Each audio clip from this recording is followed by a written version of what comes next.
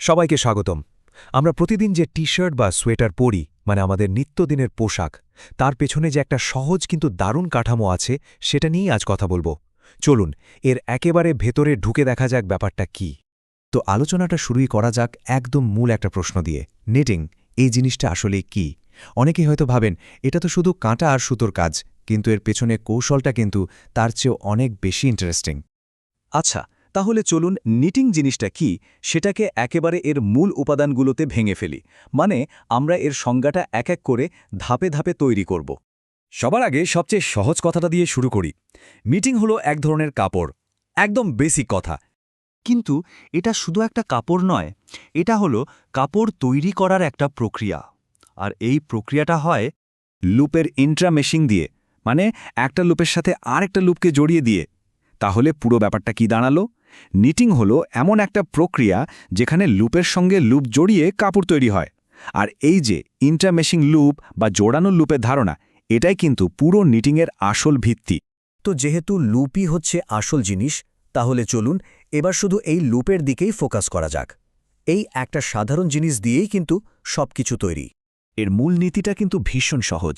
একটা লুপকে জাস্ট আরেকটা লুপের ভেতর দিয়ে টেনে বের করে আনা হয়, ব্যাস এটুকুই।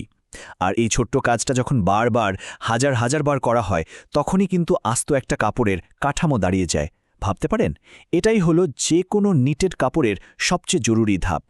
আচ্ছা, এখন কথা হলো এই যে হাজার হাজার লুপ, এগুলো কিন্তু এলোমেলোভাবে থাকে না, একদম নিখুঁত একটা গ্রিড বা ছকের মতো করে সাজানো থাকে। চলুন তো দেখি এই সজ্জাটা ঠিক কিভাবে কাজ করে। এই গ্রিডের প্রথম দিকটা হলো কোর্স। কোর্স কি? এটা হলো পাশাপাশি বা আড়াআড়িভাবে লাগানো লুপের একটা লম্বা সারি, মানে কাপড়ের মধ্যে একটা হরিজন্টাল রো। ব্যাপারটা অনেকটা একটা ইটের দেয়ালের মতো, যেখানে ইটগুলো একটার পর একটা পাশাপাশি বসানো হয়, ঠিক সেরকম। এই ছবিটা দেখলে ব্যাপারটা একদম পরিষ্কার হয়ে যাবে। দেখুন, এই যে নীল রঙে হাইলাইট করা অংশটা, এটাই হলো একটা কোর্স। খেয়াল করে দেখুন লুপগুলো কিভাবে একটার পাশে আরেকটা জুড়ে গিয়ে একটা সারি তৈরি করেছে। তো আড়াআড়ি সারি তো গেল, এবার আসি লম্বালম্বি বা খাড়া কলামের দিকে। এটাকে বলা হয় ওয়েল। মানে একটা লুপের ওপর আর একটা লুপ বসে যে ভার্টিক্যাল কলামটা তৈরি হয়, সেটাই ওয়েল। আমাদের সেই ইটের দেয়ালের উদাহরণে ফিরে গেলে ওয়েল হবে ওপর নিচ করে সাজানো ইটের একটা কলাম। আর এই ছবিটাতে দেখুন সবুজ রঙের যে লম্বা অংশটা, ওটাই হলো একটা ওয়েল। পরিষ্কার দেখা যাচ্ছে লুপগুলো কিভাবে ওপর নিচ করে একটা স্তম্ভের মতো তৈরি করেছে। তো এই কোর্স আর ওয়েল, মানে এই আড়াআড়ি আর লম্বালম্বি সারি মিলেই কিন্তু নিটেড কাপড়ের পুরো গ্রিডটা তৈরি হয়। ব্যাপারটা কিন্তু শুধু কাগজে কলমে না, বাস্তবেও ঠিক এভাবেই কাজটা হয়।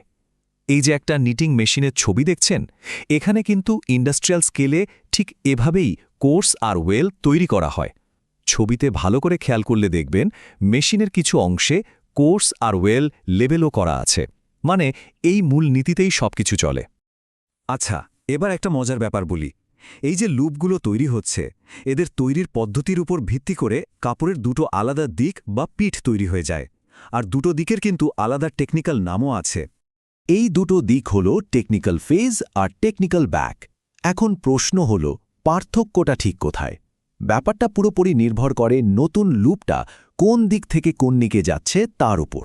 যখন নতুন লুপটা পুরনো লুপের পেছন থেকে সামনের দিকে আসে, তখন তৈরি হয় টেকনিক্যাল ফেজ। আর যখন ঠিকের উল্টোটা হয়, মানে নতুন লুপটা সামনে থেকে পেছনের দিকে যায়, তখন হয় টেকনিক্যাল ব্যাক।